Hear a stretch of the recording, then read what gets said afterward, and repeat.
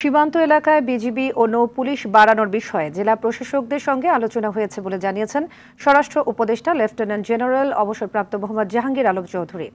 বলেন, যতদিন ডেভিলের অস্তিত্ব থাকবে ততদিন অপারেশন চলবে। আর পার্বত্য চট্টগ্রাম অঞ্চলে কুকি নিশ্চিহ্ন না হওয়া পর্যন্ত অভিযান অব্যাহত থাকবে বলে জানিয়েছেন প্রধান উপদেষ্টার বিশেষ সহকারী আব্দুল হাফিজ। রফিকুল ইসলামের রিপোর্ট।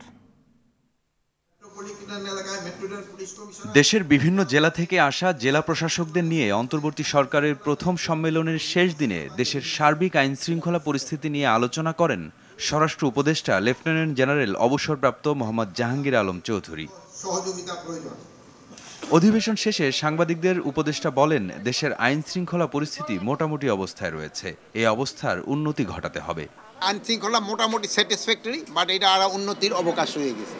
তারা বর্ডারে এলাকায় বিজিবি বৃদ্ধি করার জন্য বলছে, তারা নৌ পুলিশ বৃদ্ধি করার জন্য বলছে। প্রধান উপদেষ্টার প্রতিরক্ষা ও জাতীয় সংহতি উন্নয়ন বিষয়ক বিশেষ সহকারী অবসরপ্রাপ্ত লেফটেন্যান্ট জেনারেল আব্দুল হাফিজ বলেন, আগস্টে ৬,০০০ অস্ত্র লুট হয়েছে। এর মধ্যে ১,৪০০ অস্ত্র ও ২,৫০০ গুলি এখনও উদ্ধার হয়নি, যা উদ্বেগজনক। কুকি চীনের বিরুদ্ধে যে অভিযান সেটা আমাদের চলছে এবং এ পর্যন্ত কুকি চীনের বিরুদ্ধে অভিযান করতে গিয়ে আমাদের ৭ জন সেনা সদস্য নিহত হয়েছে এবং অনেক আহত হয়েছে। এই অভিযান চলবে তারা নিশ্চিহ্ন না হওয়া পর্যন্ত।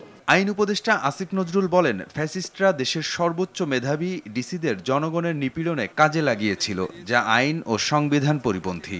আমরা আশা করব ভবিষ্যতে বাংলাদেশে যেই দলই ক্ষমতায় আসুক, কোনোদিন যেন আমাদের যে প্রশাসন ক্যাডারে যে অসীম আমাদের সম্ভাবনা শক্তি রয়েছে, এটা যেন জনগণকে নিপীড়নের কাজে না লাগিয়ে আমাদের সংবিধানে যেভাবে বলা আছে জনগণের সেবা করার কাজে যেন লাগায়। অন্যদিকে সচিবালয়ে আইন শৃঙ্খলা সম্পর্কিত উপদেষ্টা পরিষদ কমিটির সভা শেষে স্বরাষ্ট্র উপদেষ্টা বলেন, কিশোর গ্যাং এবং ছিনতাইকারীর দৌরাত্ম্য কমাতে সোচ্চার রয়েছে আইন শৃঙ্খলা বাহিনী। কিশোর গ্যাং ছিনতাই আগের থেকে কিন্তু অনেকটা কমছে, বাট তাও এখনো সহনীয় পর্যায়ে আসে নাই। রফিকুল ইসলাম, RTV, ঢাকা।